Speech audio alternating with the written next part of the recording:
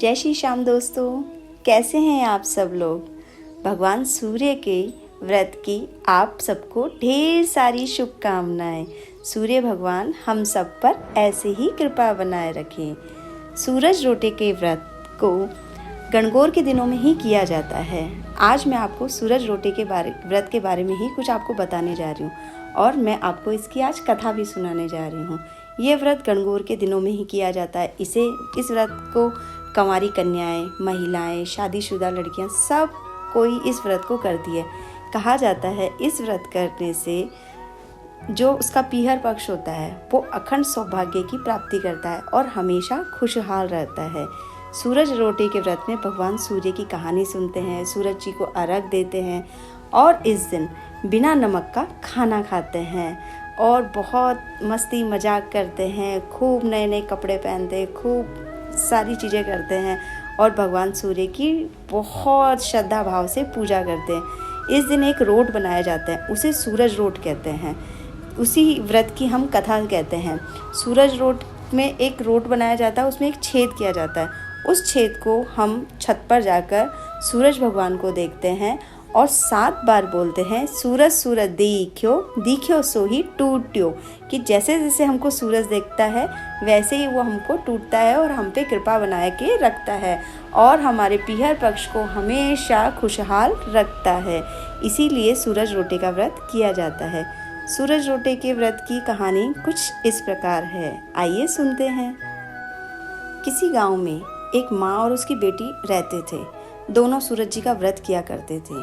एक बार सूरज जी के व्रत वाले दिन माँ ने बेटी से कहा, बेटा मैं पानी लेने जा रही हूँ, तू 2 रोटी बनाकर क्या करना रख लेना, एक छोटा बनाना और एक थोड़ा सा बड़ा बना लेना, क्योंकि उस रोटे को तू झूठा नहीं छोड़ते है ना, इसलिए थोड़ा इस प्रकार से बना लेना कि हम उसे खा लें और उसमें बिल्कुल भी नमक मत डालना बेटा। माँ पानी भरने चली गई और बेटी रोट बनाने लगी। तभी सूरज भगवान का एक साधु बाबा के वेश में बनकर आए। सूरज भगवान भी उसकी परीक्षा लेने के लिए आए, क्योंकि वो हमेशा सूरज भगवान का व्रत करते थे, तो देखते हैं कि ये हमारी भक्त है कि नहीं है। वहाँ आए और भिक्षा मांगने लगे। लड़की ने कहा, मेरी माँ का रोट तो बन गया है, पर मेरा रोट बनेगा, उसमें से मैं आपको दूंगी। बाबा ने कहा, जो रोट बन चुका है बेटा वही मुझे दे दे, मैं वही खा लूँगा। लड़की ने माँ के रोट में से थोड़ा सा टुकड़ा तोड़कर उनको दे दिया। अब माँ आई तो उन्होंने देखा तो वो बहुत नाराज़ हो गई। वो बोली, धिये बाई धिये, रोटी माइली कोर दे, मारो दे पण सारो दे, कि तूने बेटा ये क्या किया है लड़की, तूने तो मेरा रोटी का टुकड़ा ही दे दिया। ये रोटी मैंने पता सूरज भगवान की पूजा के लिए बनवाई थी। अब लड़की तो बहुत वो हो गई, चिंता में आ गई। वह लड़की को मारने लगी। लड़की डरकर जंगल में भाग गई और एक पेड़ पर चढ़कर बैठ गई। सूरज भगवान ने सोचा, बेचारी लड़की को मेरे कारण घर से निकलना पड़ा, इसीलिए इसकी रक्षा तो मुझे करनी ही पड़ेगी। सूरज भगवान रोज उसके लिए चूरमे का एक लड्डू बनाकर लेकर आते और पानी का लोटा भी दे देते। लड़की मजे से खा पी लेती और बैठी रहती। एक दिन एक राजा शिकार करते हुए उधर से निकला। थकान मिटाने के लिए उसी पेड़ के नीचे आराम करने रुक गया। राजा ने अपने सेवक से कहा, प्यास से मेरी तो जान निकले जा रही है, चुल्लू भर भी पानी मुझे मिल जाए ना, थोड़ा बहुत भी पानी मिल जाए तो अपन बच सकते हैं। तो पेड़ पर जो लड़की बैठी थी वो सारी बातें सुन रही थी। उसने क्या करा कि राजा को पानी पिला दिया।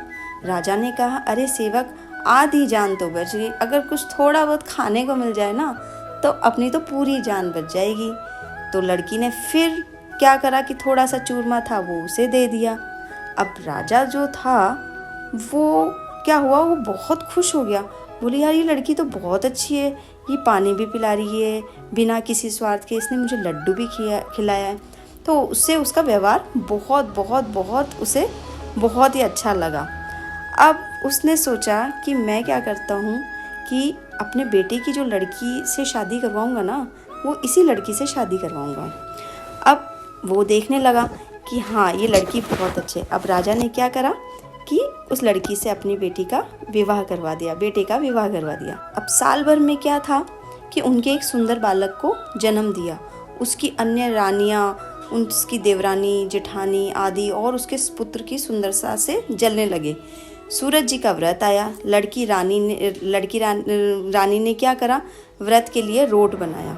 दूसरी रानियों ने भी रोट बनाया। अब रानी को रोट बनाना नहीं आता था। उसका बनाया हुआ रोट खाओगे तो आपका पेट दुखेगा, रानी खाएगी तो कुंवर का पेट दुखेगा। नई रानी ने ये बात सुन ली और उसने रोट को थाली के नीचे छुपा दिया और सूर्य भगवान से सहायता के लिए प्रार्थना करने लगी। राजा ने जब पूछा कि थाली के नीचे क्या है तो उसने कहा कि मेरे गरीब पीहर से आया हुआ उपहार है। राजा ने थाली उठाई, देखा कि उसके नीचे सोने का चक्र था। राजा ने कहा, वाह, गरीब पीहर वालों का ऐसा उपहार। नई रानी चुप रही। एक दिन रानी खिड़की में खड़ी थी, तभी उससे उसकी माँ दिखाई दी जो दरिद्र अवस्था में थी। तो उसने सोचा ये तो मेरी माँ है, तो उसने क्या करा, अपने नौकरों चाकरों को बोला कि ये मेरी माँ है, उसे आप लेकर आओ। रानी की माँ को आते ही वो बात दोहराने लगी कि कैसी मेरी बेटी है, तूने तो मेरे को ऐसा कल्याण कर दिया मेरा कि तूने मेरा उस दिन मेरा सूरज रोटे का व्रत का खराब कर दिया, तूने उसका टुकड़ा तोड़ दिया, ये कर दिया, वो कर दिया। रानी ने सोचा कहीं सबको पता ना चल जाए कि ये मेरी माँ मुझ पे इतना चिल्ला रही है। तो अपनी माँ को इस तरह से उसने महल में बुलाया। तो उसने सोचा कि यार अगर मैं इसको घर बुला लूँगी तो मुसीबत हो सकती है। उसने क्या करा कि माँ को चुपचाप एक कमरे में रहने को कहा, बाहर से ताला लगा दिया। रानी की देवरानी, जेठानी व अन्य रानियाँ राजा से कहने लगी कि नई रानी का व्यवहार संदेह पैदा करता है। एक औरत महल में घुसी थी पर वह वापस नहीं निकली। छोटी रानी ने यह सुन लिया। वह सूर्य भगवान से विपत्ति से बचाने के लिए प्रार्थना करने लगी कि हे सूर्य भगवान, ये कैसी विपत्ति में आपने मुझे फंसा दिया, आप मुझे इससे बचाओ। राजा ने वहां आकर उस कमरे को चाबी मांगी। राजा ने कमरा खोला तो वहां सोने की एक मूर्ति थी। राजा ने पूछा, ये मूर्ति कहाँ से आई है? रानी ने कहा, मेरे गरीब पीहर का उपहार है। राजा ने कहा, तुम्हारे गरीब पीहर से इतनी कीमती कीमती उपहार आते हैं, मैं देखना चाहता हूँ कि तुम्हारा पीहर है कौन सा, कि ऐसा कौन सा पीहर है तुम्हारा कि तुम्हारे पीहर से इतने अच्छे अच्छे उपहार आते हैं। रानी ने फिर सूरज भगवान से मदद मांगी। सूरज भगवान ने कहा कि मैं 1.25 पहर की व्यवस्था तो कर दूंगा, लेकिन फिर मुझे नगरी में उजाला करना ही होगा। सूर्य भगवान ने जंगल में माया नगरी बसा दी। महल, झरोके, बाग, बगीचे आदि बहुत शानदार बना दिया कि अगर कोई आए तो उसे लगे कि इसका पीहर कैसा है। सबसे मिलकर और खा पीकर रानी ने राजा से वापस चलने को कहा। तो राजा ने कहा, जल्दी क्या है, आराम से चलेंगे, अब मैं तो ससुराल में आया हूँ, मैं तो मज़े करूँगा, अब मैं बाद में चलूँगा। तो फिर उन्होंने सोचा चलो यार चलते हैं। फिर क्या हुआ, थोड़ी दूर जाने के बाद राजा को ध्यान आया कि उनकी कटार जो थी वो तो वहीं रह गई। राजा ने सेवक को कटार लाने के लिए भेज दिया। सेवक वहाँ गया तो देखा कि वहाँ पे तो जंगल है, वहाँ पे तो कुछ भी नहीं है, कि वहाँ पे कटार कहाँ झाड़ी में है कहाँ नहीं है। फिर उनको एक पेड़ पर टंगी हुई कटार मिली। उसने ये सब आया तो उसने राजा को बताया कि राजा जी, वहाँ पे तो कोई भी महल वहल नहीं है, हमारे साथ तो धोखा हुआ है। तो राजा को पहले ही शक था। उसने तलवार निकाली और गुस्से में आकर रानी को सच बताने के लिए कहा और कहा, नहीं तो मैं तुम्हें मार दूंगा, तुम मुझे बताओ ये क्या चीज़ें चल रही है तुम्हारे पास में, इतनी महंगी महंगी चीज़ें आती है, ये क्या चीज़ें चल रही है, मुझे बताओ। रानी ने सब कुछ सच सच कह डाला और सूरज भगवान की कृपा और मदद के बारे में भी बताया। यह सब सुनकर राजा बहुत खुश हुआ और रानी को सूरज रोटे का व्रत करने से मना नहीं किया और उसने बहुत अच्छे से उसका व्रत करवाया, उसका उद्यापन करवाया और रानी का मान और बढ़ाया। कहते हैं सूरज जी का व्रत करने से व्यक्ति के मान सम्मान में, यश में बहुत बहुत बहुत वृद्धि होती है।